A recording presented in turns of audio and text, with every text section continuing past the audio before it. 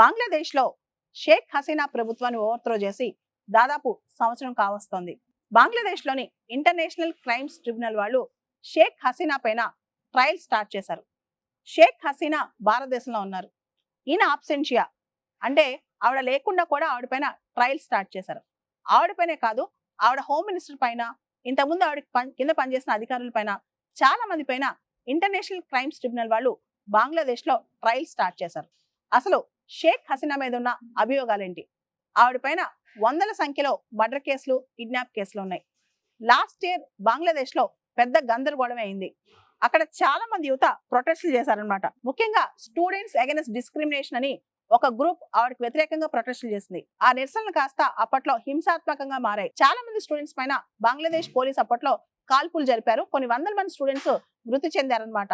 ఆ టైంలో షేక్ హసీనానే ఇవన్నీ వెనకాలండి చేపించిందని చెప్పి ఆవిడ పైన చాలా అభియోగాలు ఉన్నాయి. ఆవిడ వాయిస్ రికార్డర్స్, ఫోన్ రికార్డర్స్ కూడా, అంటే స్టూడెంట్స్ అందరిని కొట్టమని, చంపమని చెప్పిన వాయిస్ రికార్డర్స్, ఫోన్ రికార్డర్స్ కూడా దొరికినాయి అంటే ప్రస్తుతం ప్రభుత్వానికి.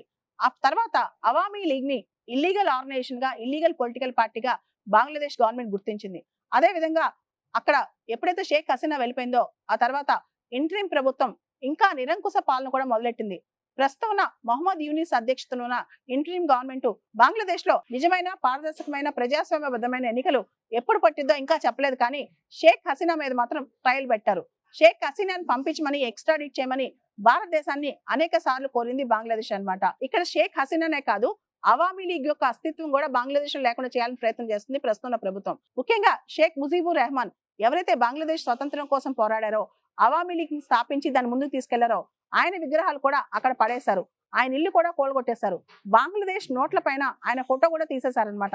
ఇలా బంగ్లాదేశ్ ప్రభుత్వం అవామీ లీగ్ షేక్ హసీనాకు వ్యతిరేకంగా చాలా చేసింది. ఇప్పుడు షేక్ హసీనాని ఇండిక్ట్ చేయడానికి స్పెషల్ గా అక్కడున్న లోకల్ ట్రిబ్యునల్, అంటే బంగ్లాదేశ్ లో ఉన్న కోర్టునే ఇంటర్నేషనల్ క్రైమ్ ట్రిబ్యునల్స్ గా అక్కడ పిలుస్తారనమాట. యాక్చువల్ అది ఇంటర్నేషనల్ ట్రిబ్యునల్ కాదు.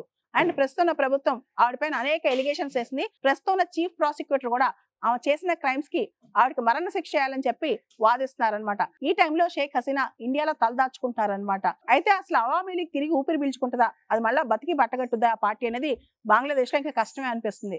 అయితే బంగ్లాదేశ్ ఎన్నికలకు సంబంధించి భవిష్యత్తులో ఎలా ఉండబోతున్నాయి, అసలు ప్రజాస్వామ్యం బంగ్లాదేశ్ లో వచ్చుద్దా అని చెప్పి చుట్టుపక్కల అన్ని దేశాలు, ముఖ్యంగా పెద్ద పెద్ద ప్రజాస్వామ్యాలు మాత్రం అబ్జర్వ్ చేస్తున్నాయి. అసలు బంగ్లాదేశ్ లో ఏం జరగబోతుంది, ప్రస్తుతం ఏం జరుగుతుంది అనేదే పెద్ద ప్రశ్న అనమాట.